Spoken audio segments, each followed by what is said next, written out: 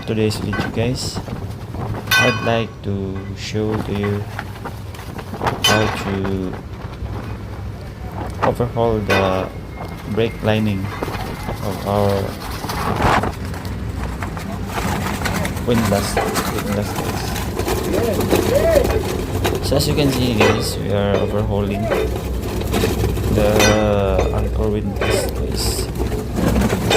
As per maintenance system, we have to change the brake lining assembly because it is already worn out. But we encounter problem, guys. As you can see, the most common problem of this is how to remove the pin.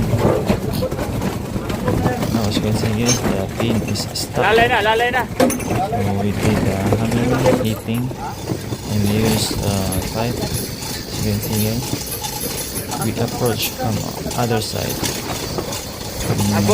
By hammer, we push the pin on the other side so that we can remove the lining. Once we remove the lining assembly, then we can easily detach and remove the old lining, and we have to install the new lining assembly, guys. Because this anchor, guys, this windlass is not holding anymore.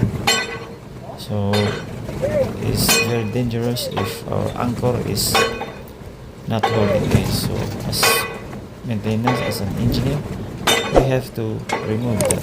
As you can see, guys, it is now moving, but it is taking too much time to remove this. We have to use acetylene to heat up the lining.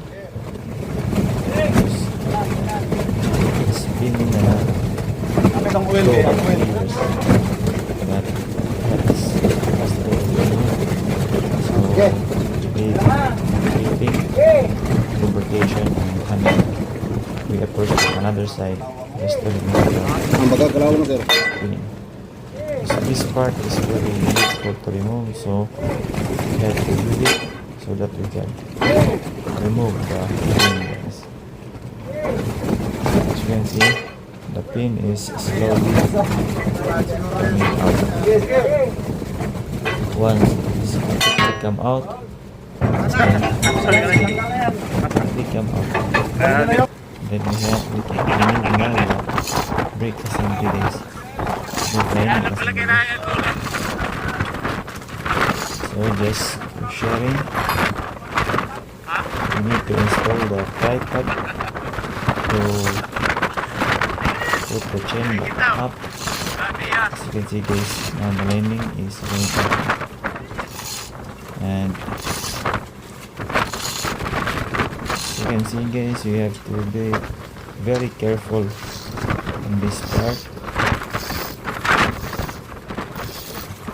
because the downside has thread. The shaft that is holding the other side, the other half. There is a thread downside, guys. As you can see from the video, we do it slowly and slowly, guys. As you can see, guys,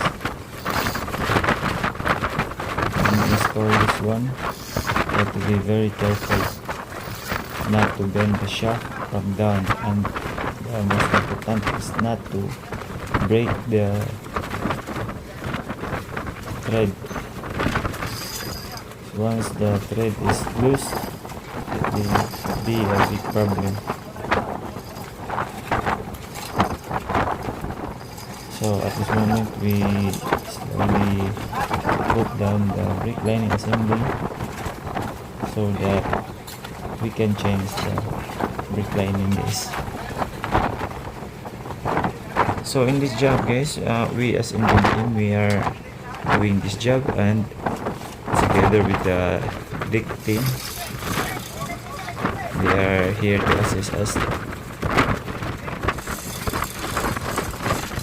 So the other video on this, guys, is how to install the reclining guys, the brake pad. I will share to you also how to the whole video. Here's how we install and what adjustment that we make and all, for you to understand clearly guys.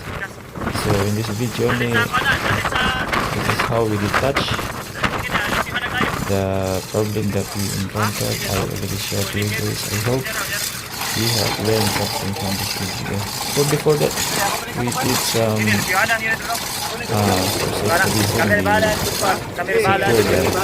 anchor guys. For safety, we have to put all the locks and safety chain stopper. So until here guys, thank you for watching. It's JB Vlog. Stay safe everyone, bye bye.